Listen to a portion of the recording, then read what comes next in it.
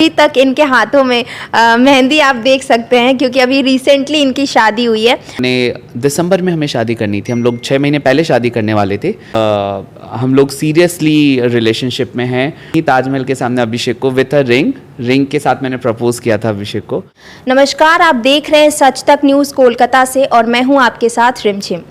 कहते हैं शादी दो दिलों और दो परिवारों का मिलन है, लेकिन हमारे समाज में शादी को लेकर कुछ लिमिटेशंस भी हैं, जैसे कि शादी सिर्फ एक लड़का और एक लड़की के बीच में हो सकता है।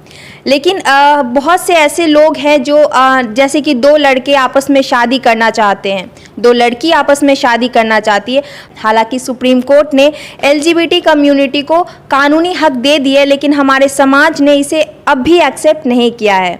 इस वक्त मेरे साथ जो दो कपल मौजूद हैं वो अभी बहुत चर्चे में हैं और लगातार इनके फ़ोटोज़ और वीडियोस सोशल मीडिया पे वायरल हो रही है। वैसे तो सेलिब्रिटीज़ के शादी के फ़ोटोज़ वायरल होते हुए देखे हैं, लेकिन इस वक्त कोलकाता से एक गे वेडिंग से फ़ोटोज़ और वीडियोस वायरल हो रहे हैं। इस वक्त मेरे साथ वही कपल मौजूद है और हम उनकी लव स्टोरी के बारे में जानने आए हैं। तो आपका स्वागत है हमारे चैनल पे, आप दोनों का स्वागत है। आप अपने बारे में बता दीजिए। मैं चैतन्य शर्मा हूँ एंड मैं डिजिटल मार्केटिंग एक्सपर्ट हूँ एंड मैं गुड़गांव रहता हूँ एंड या दिस इज़ अबाउट मी। और मैं अभिषेक रे हूँ। मैं 42 साल का हूँ और मैं एक फ़ैशन डिज़ाइनर हूँ। कलकत्ता से ही मेरा ब्रांड इस्टेब्लिश्ड है मेरे नाम से ही, और इसके साथ साथ मैं अमिटी यूनिवर्सिटी में फ़ैशन डिज़ाइन डिपार्टमेंट का प्रोफेसर भी हूँ। अच्छा, तो कैसे मिले आप लोग, कहाँ मिले, कैसे शुरुआत हुई आप दोनों की लव स्टोरी की? चैतन्य बताएगा। हम लोग फेसबुक में हम लोग बात चालू की। 2020 की बात है, अभिषेक का बर्थडे था एंड अभिषेक ने अपने बर्थडे केक कट करते हुए पोस्ट किया था विथ 2 किड्स फ्रेंड्स के, हम लोग के दो बच्चों के साथ इन्होंने पोस्ट किया था। And then I casually wished him on that post happy birthday. And then वहाँ से हम लोगों की बातचीत चालू हुई। फिर चैट से बात करते करते हम लोग वीडियो कॉल्स पे बात करने लगे। एंड देन फैमिली को पता था कि हम लोग बात कर रहे हैं continuously. So I think 4-5 months हम लोगों की बात चलते रही वीडियो कॉल्स पे एंड चैट पे। And all of a sudden Abhishek ने एक दिन मुझे बोला कि कभी तुमने कलकत्ता देखा है? तो मैंने कहा नहीं, मैंने कभी कलकत्ता नहीं विज़िट किया है। तो ये उन्होंने पूछा कि आप आओगे कलकत्ता टू मीट? तो ठीक है, मैंने कहा कि अभी 4-5 महीने हो गए हैं, बात कर रहे हैं, वीडियो कॉल्स भी, and we had a very good connect. तो आई प्लान अ ट्रिप। मैंने वीकेंड पे सैटरडे संडे के हिसाब से प्लान किया था एंड मैंने इनको टिकट भेज दी ऑल ऑफ अ सडन कि मैं आता हूँ and let's meet. So but I think we had a very good connect. हम लोग अच्छे से कनेक्ट करे, अच्छे से बात हुई। तो हमारा मेरा 2 दिन का ट्रिप 2 वीक तक चला। सो 2 हफ्ते तक हम लोग साथ में थे। उस टाइम पे हम लोग अभिषेक ने मुझे पूरा सिटी घुमाया, सारी जगह घुमाई। एंड आई थिंक फिर वहाँ से हम लोग का और फ्रिक्वेंटली बात चालू हुई। एंड देन होली के आसपास मार्च में अभिषेक दिल्ली विज़िट करा। अभिषेक ने मेरी फैमिली से मिलने के लिए, मदर से, सिस्टर, ब्रदर इन लॉ से मिलने के लिए। उसी ट्रिप में मैंने एक आगरा का ट्रिप प्लान किया, बिकॉज़ अभिषेक ने मुझे कभी वीडियो कॉल पे मेंशन किया था कि अभिषेक का ड्रीम है ताजमहल देखना विथ हिज पार्टनर। तो मैंने अभिषेक जब दिल्ली आए थे तब मैंने आगरा का ट्रिप प्लान किया। तो हम लोग वहाँ गए एंड देन मैंने आगरा के ट्रिप में ही ताजमहल के सामने अभिषेक को विथ अ रिंग के साथ मैंने प्रपोज किया था अभिषेक को। एंड अभिषेक ने एक्सेप्ट कर लिया।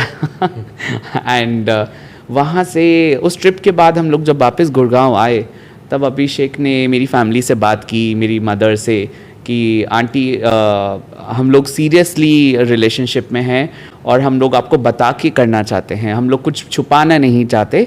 तो आपको पता होना चाहिए कि मैं और चैतन्य साथ में हैं एंड हो सकता है फ्यूचर में हम लोग कोई कमिटमेंट सेरेमनी या फिर कुछ शादी का भी प्लान करें।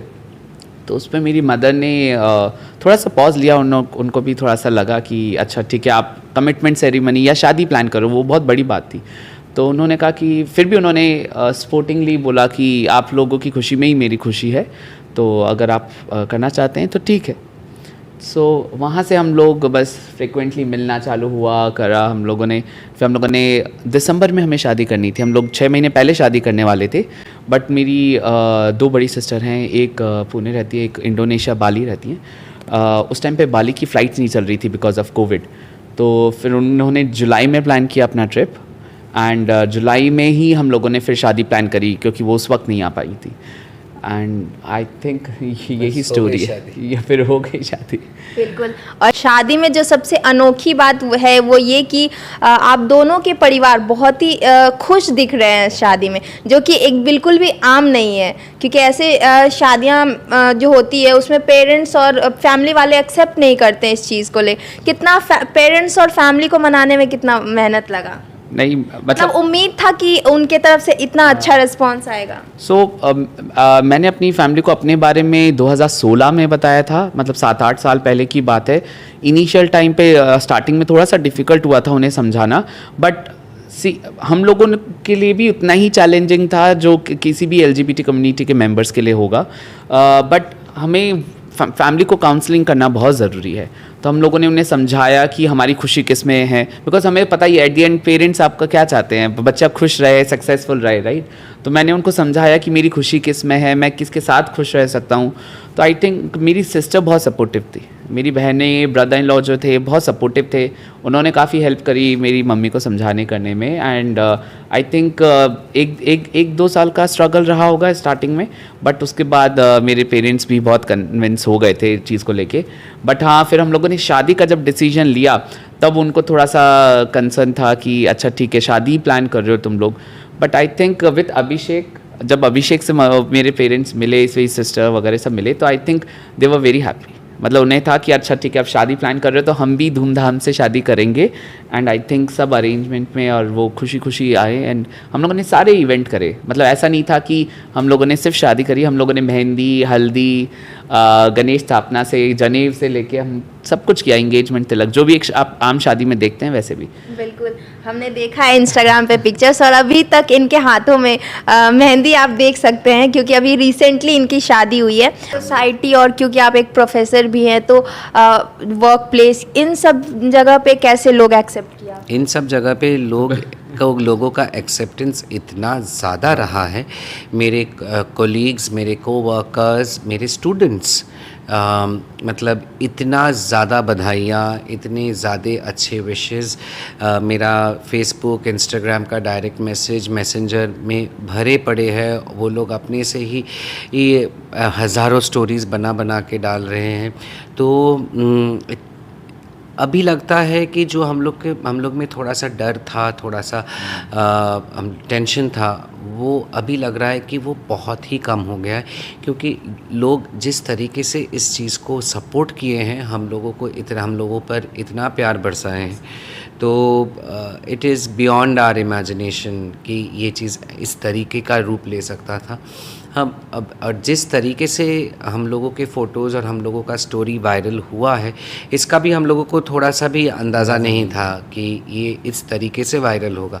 मुझे इतना तो लगा था कि हाँ, फ्रेंड्स बोलिए, कुछ लोग, जान पहचान के रिश्तेदार लोग तो शेयर करेंगे, फ़ोटोज़ लगाएंगे, लेकिन not just in Calcutta but all over India and abroad also, बाहर भी, इंडिया के बाहर भी लोग जिस तरीके से सोशल मीडिया पे इस पे रिएक्ट किए, हम लोगों पे प्यार बरसाए हैं, तो इसके ऊपर हम लोगों का और मतलब बोलने के शब्द नहीं है। It's like that. कंपनी को लेके या कभी सोसाइटी को लेके ऐसे कभी चैलेंज नहीं आया। मतलब मेरी कंपनी तो बहुत सपोर्टिव थी। हम लोग के कंपनी की पॉलिसीज़ भी इतनी स्ट्रांग है कि दे सपोर्ट LGBTQ मेंबर्स। मेरे यूनिवर्सिटी के सारे, मेरे हेड ऑफ़ द डिपार्टमेंट, मेरे कोलीग, सारे लोग आए, शादी अटेंड किए, बहुत मस्ती किए, बहुत सारा आशीर्वाद और प्यार बरसा के गए हैं। तो it was quite a nice experience for us all together. आपने सारी रस्में की जो एक नॉर्मल शादी में होती है, फिर चाहे वो मेहंदी हो, हल्दी हो, वरमाला हो, सब कुछ आपने किया। आप जैसे एक बंगाली दूल्हे की तरह तैयार हुए हैं, और आप पगड़ी बांधे हुए हैं, क्योंकि आप मारवाड़ी हैं और आप बंगाली हैं। तो ये सब कैसे डिसाइड किया आपने? तो हम लोग का दोनों जन का कल्चर बहुत बहुत डिफरेंट different है। है। तो अब एक बंगाली और एक मारवाड़ी बोलिए, एक क्रिश्चियन, एक पारसी बोलिए, एक बंगाली, एक मुस्लिम बोलिए, जो भी बोलिए, ये दोनों दो अलग अलग कल्चर जब आते हैं साथ में, ऐसा जब इंटरकास्ट शादी जब होता है या जो भी होता है, तब बहुत देखते हैं हम लोग कि दोनों के ही घर वाले चाहते हैं कि नहीं मेरे तरीके से होगा या नहीं मेरे तरीके से होगा।